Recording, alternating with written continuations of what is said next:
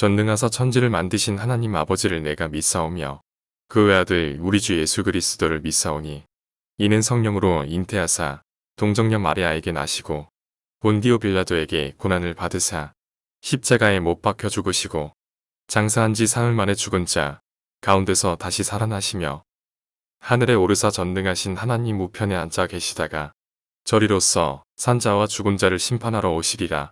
성령을 믿사오며 거룩한 공회와 성도가 서로 교통하는 것과 죄를 사하여 주시는 것과 몸이 다시 사는 것과 영원히 사는 것을 믿사옵나이다. 아멘.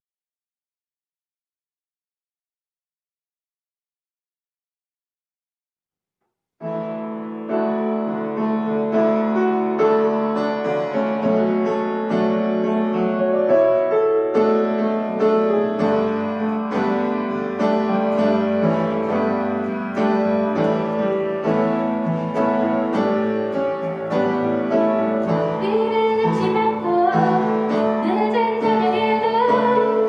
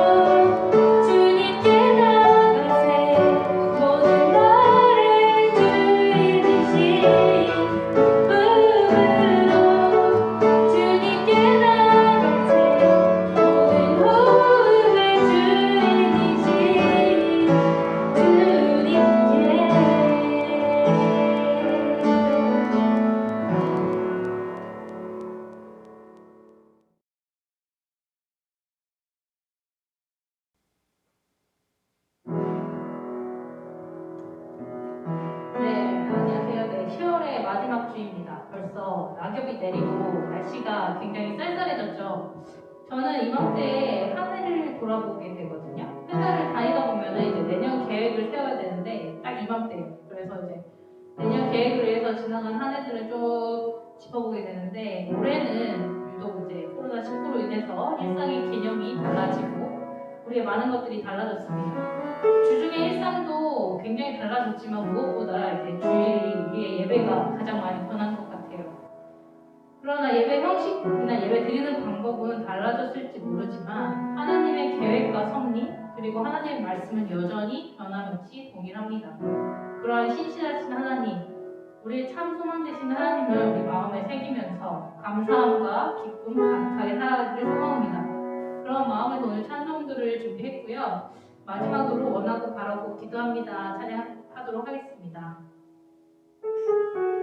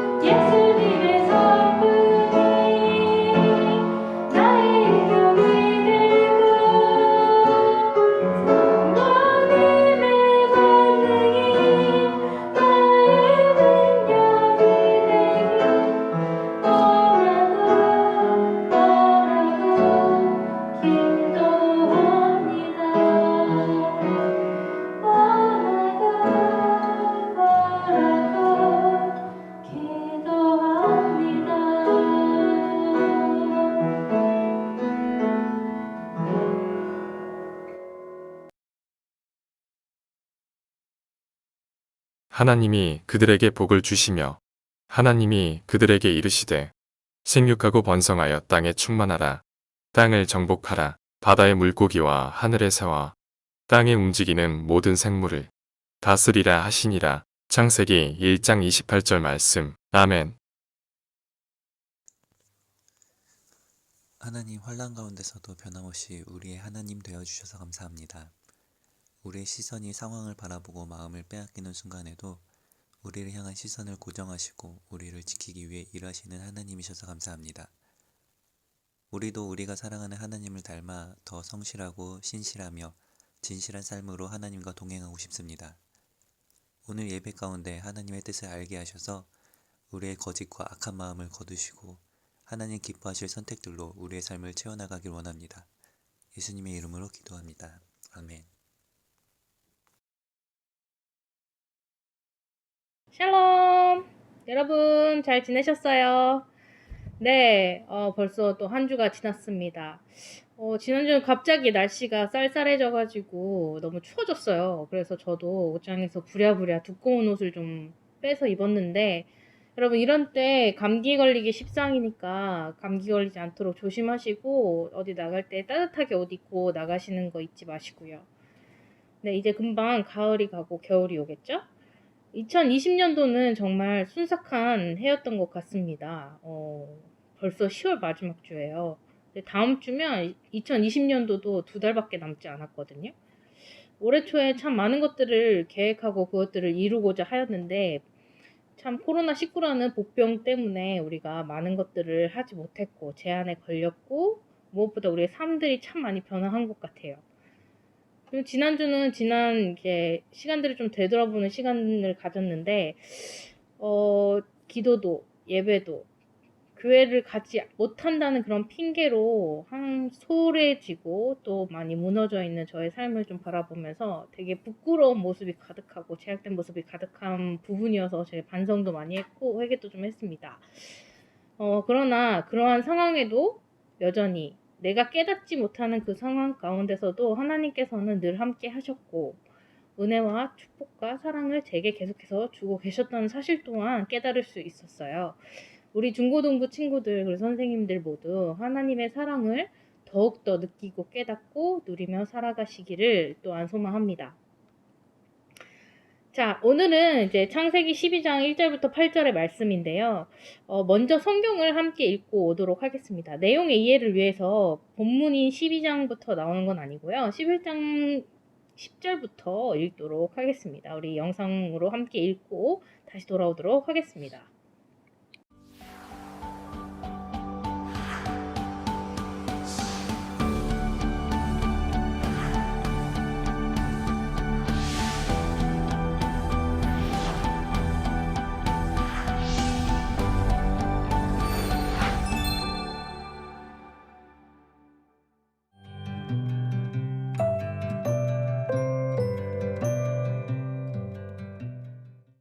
셈의 족보는 이러하니라. 셈은 100세 곧 홍수 후 2년에 아르박삿을 낳았고 아르박삿을 낳은 후에 500년을 지내며 자녀를 낳았으며 아르박삿은 35세에 셀라를 낳았고 셀라를 낳은 후에 403년을 지내며 자녀를 낳았으며 셀라는 30세에 에벨을 낳았고 에벨을 낳은 후에 403년을 지내며 자녀를 낳았으며 에벨은 34세에 벨렉을 낳았고 벨렉을 낳은 후에 430년을 지내며 자녀를 낳았으며 벨렉은 30세에 르우를 낳았고 르우를 낳은 후에 209년을 지내며 자녀를 낳았으며 르우는 32세에 스룩을 낳았고 스룩을 낳은 후에 207년을 지내며 자녀를 낳았으며 스룩은 30세에 나홀을 낳았고 나홀을 낳은 후에 200년을 지내며 자녀를 낳았으며 나홀은 29세에 데라를 낳았고 데라를 낳은 후에 119년을 지내며 자녀를 낳았으며 데라는 70세에 아브람과 나홀과 하란을 낳았더라. 데라의 족보는 이러하니라. 데라는 아브람과 나홀과 하란을 낳고 하란은 롯을 낳았으며 하란은 그 아비 데라보다 먼저 고향 갈대아인의 우르에서 죽었더라. 아브람과 나홀이 장가들었으니 아브람의 아내의 이름은 사레며 나홀의 아내의 이름은 밀가니 하란의 딸이요 하란은 밀가의 아버지이며 또 이스가의 아버지더라. 사레는 임신하지 못함으로 자식이 없었더라. 데라가 그 아들 아브람과 하란의 아들인 그의 손자 롯과 그의 며느리 아브람의 아내 사레를 데리고 갈대아인의 우르를 떠나 가나안 땅으로 가고자 하더니 하란에 이르러 거기 거류하였으며 데라는 나이가 205세가 되어 하란에서 죽었더라.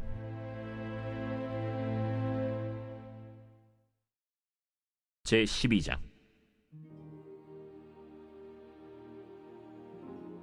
여호와께서 아브라함에게 이르시되 너는 너희 고향과 친척과 아버지의 집을 떠나 내가 네게 보여줄 땅으로 가라.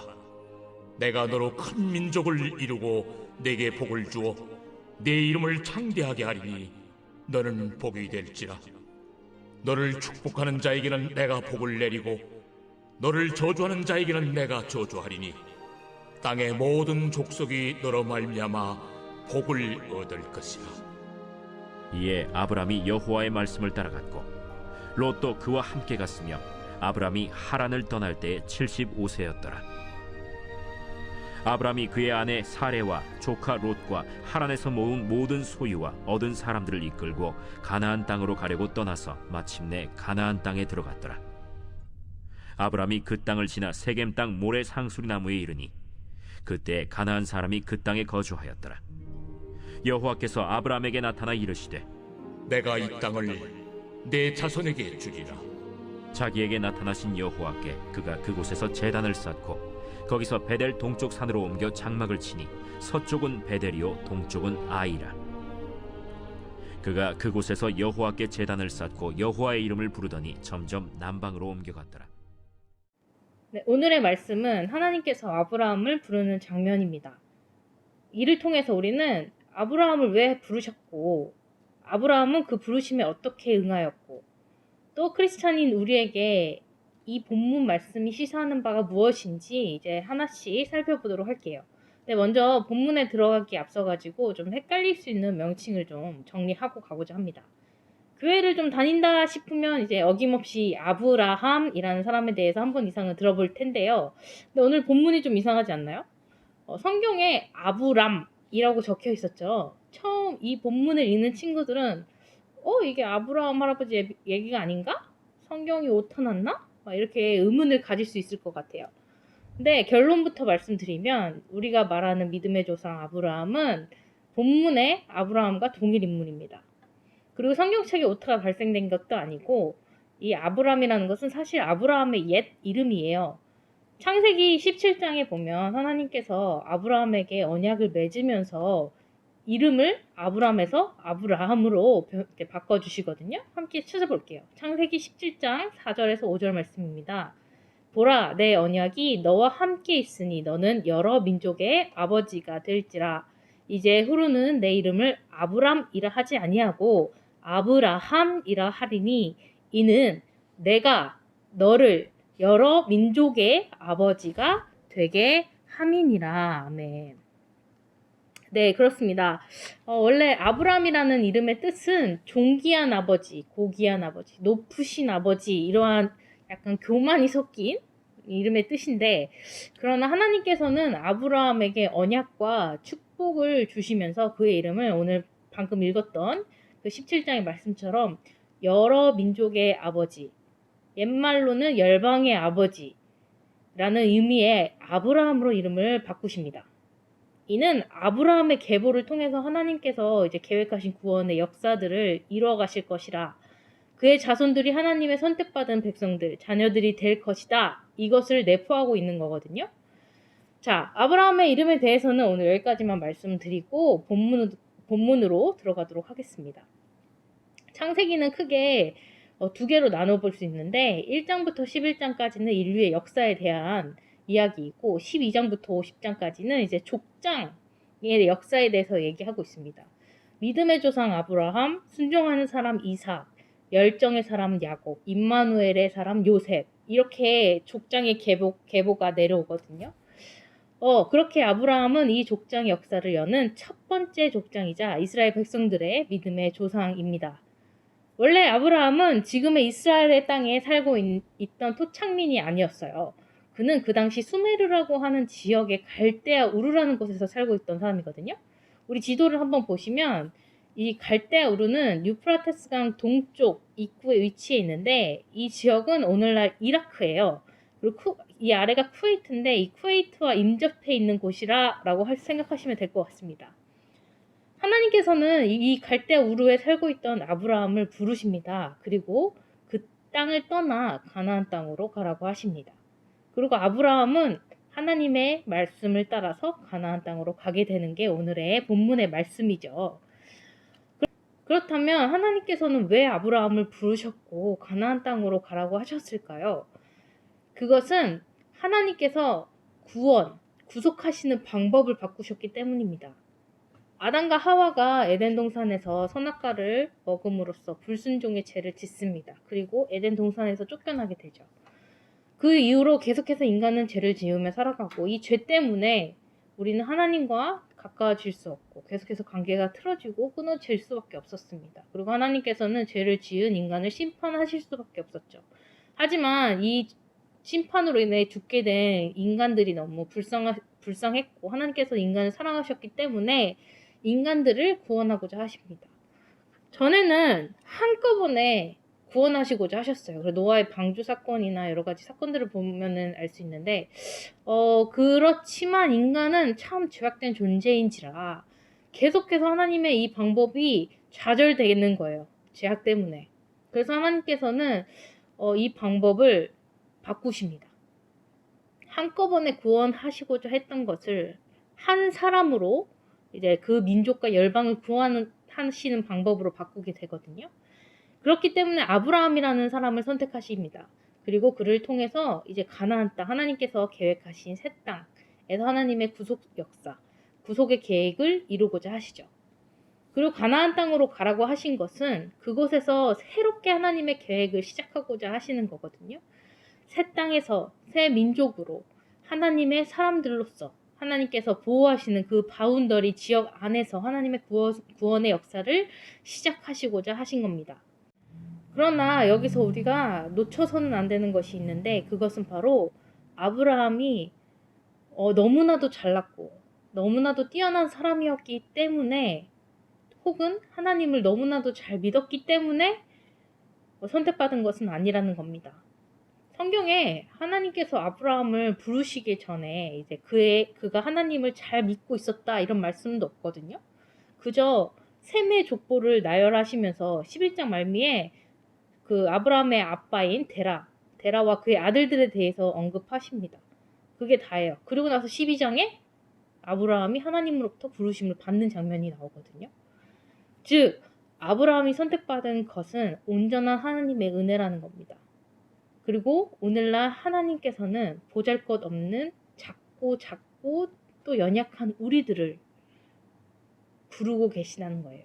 하나님의 계획을 위해서 우리를 부르셨고 또 부르고 계시고 있다는 사실입니다. 그렇다면 이 부르심에 아브라함은 어떻게 반응을 했나요? 우리 창세기 12장 4절에서 5절을 한번 같이 보도록 하겠습니다. 이에 아브라함이 여호와의 말씀을 따라갔고 롯도 그와 함께 갔으며 아브라함이 하란을 떠날 때에 75세였더라. 아브라함이 그의 아내 사레와 조카 롯과 하란에서 모은 모든 소유와 얻은 사람들을 이끌고 가나안 땅으로 가려고 떠나서 마침내 가나안 땅에 들어갔더라. 네, 그렇습니다. 아브라함은 여호와의 말씀에 순종했습니다. 어떻게 그는 순종할 수 있었을까요? 우리 히브리서 11장 8절에 그 힌트가 있는데요. 믿음으로 아브라함은 부르심을 받았을 때에 순종하여 장래의 유업으로 받을 땅에 나아갈새 갈 바를 알지 못하고 나아갔으며 아멘. 그렇습니다. 아브라함은 믿었기에 순종할 수 있었습니다. 그는 창세기 12장 2절부터 3절의 말씀을 믿었습니다. 내가 너로 큰 민족을 이루고 내게 복을 주어 내 이름을 창대하게 하리니 너는 복이 될지라. 너를 축복하는 자에게는 내가 복을 내리고 너를 저주하는 자에게는 내가 저주하리니 땅의 모든 족속이 너로 말미암아 복을 얻을 것이라 하신지라. 하나님의 이 말씀을, 이 약속을 아브라함은 믿었던 것입니다. 이 약속을 믿은 아브라함은 하나님의 말씀에 순종할 수 있었고 그 믿음으로 후대의 믿음의 조상 아브라함이라 일컬음을 또한 받게 된 거죠. 사실 말이야 쉽죠. 성경은 그냥 우리가 읽으니까 믿었구나, 순종했구나 이렇게 생각할 수 있는데 그 당시 아브라함에게 이 말씀은 어마어마하게 어려운 명령이었어요. 시대적인 배경을 살펴보면 지금처럼 이동수단이 발달되어 있는 것도 아니었고 이미 토착민들이 그 가나안 땅에 있었기 때문에 하나의 마을을 이루고 있었거든요. 그렇게 고향, 아비, 친척 이런 것들을 떠나라는 말씀은 아브라함이 그동안 이루고 있던 것들, 또 그를 보호하고 있던 보호 장치들을 다 버리고 나아가라는 겁니다. 그리고 가나안 땅으로 가는 여정에 공격을 받을 수도 있고 또 가나안 땅에 들어가서 그 토착민들과 또 분쟁이 일어날 수도 있는 여러 가지 사건들이 내재되어 있는 거예요. 만약에 제가 아브라함이었다면 저는 너무나도 두렵고 무서워서 못한다고 했을 겁니다.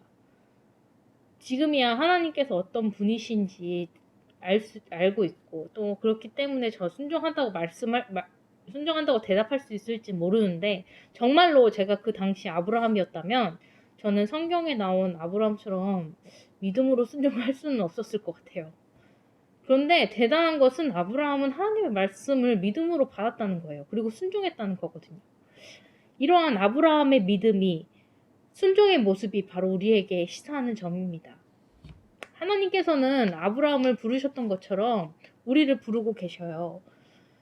그냥 우리를 부르시는 것이 아니라 하나님의 계획을 위해서 우리를 부르시는 거거든요. 그리고 그 하나님의 계획 안에 우리에 대한 하나님의 사랑과 축복, 그리고 하나님의 은혜가 이미 전제되어 있습니다. 하나님께서는 우리를 통해서 하나님의 계획을 이루고자 하십니다. 그리고 우리가 그 부르심에 순종할 때 우리에게 큰 축복을 주시는 거죠. 사실 여러 가지 축복이 있는데 무엇보다 가장 큰 축복은 우리가 구원을 얻는다는 겁니다. 그리고 하나님의 자녀, 하나님의 백성이 되는 축복을 얻는다는 거거든요. 그렇게 우리가 할 것은 이 부르심을 그리고 이 말씀을 믿고 순종함으로 나아가야 한다는 것입니다.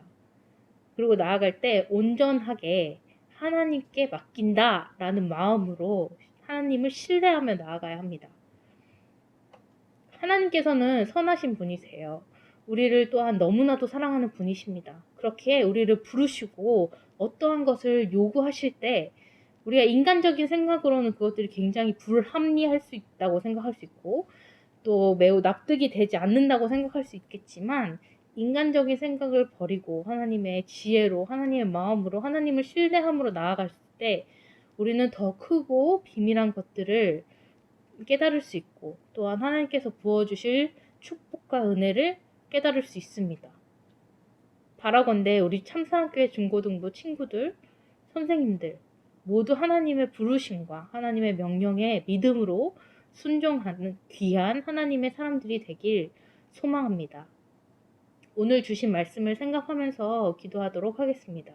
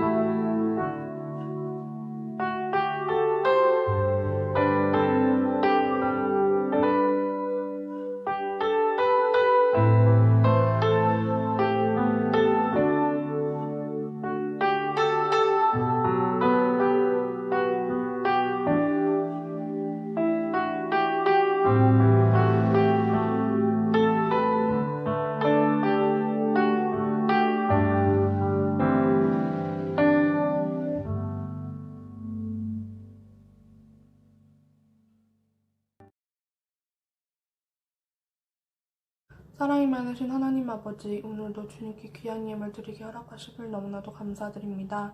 우리의 삶을 부족함 없이 채워주시고 사랑으로 부어주시는 우리 하나님의 은혜를 단 한순간도 잊지 않고 감사함으로 살아갈 수 있는 그리스도인이 되게 허락하여 주세요.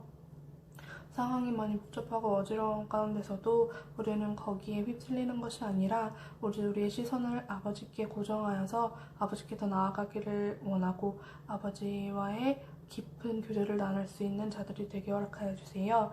추워지는 이 날씨 가운데서도 우리의 건강을 지켜주시고 매일매일 주님께 나아가는 삶을 살아가는 그리스도인 되게 소망합니다. 항상 감사합니다. 이 모든 말씀 예수님의 이름으로 기도를 드립니다. 아멘. 가는 삶 하늘에 계신 우리 아버지여, 이름이 거룩히 여김을 받으시오며, 나라의 임하옵시며, 뜻이 하늘에서 이룬 것 같이 땅에서도 이루어지이다. 오늘날 우리에게 일용할 양식을 주옵시고, 우리가 우리에게 죄 지은 자를 사하여 준 것 같이, 우리의 죄를 사하여 주옵시고, 우리를 시험에 들게 하지 마옵시고, 다만 악에서 구하옵소서.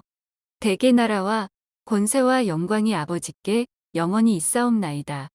아멘. 광고입니다. 안녕하세요. 여러분 잘 지내고 계시나요? 날씨가 급격하게 추워지고 있어요.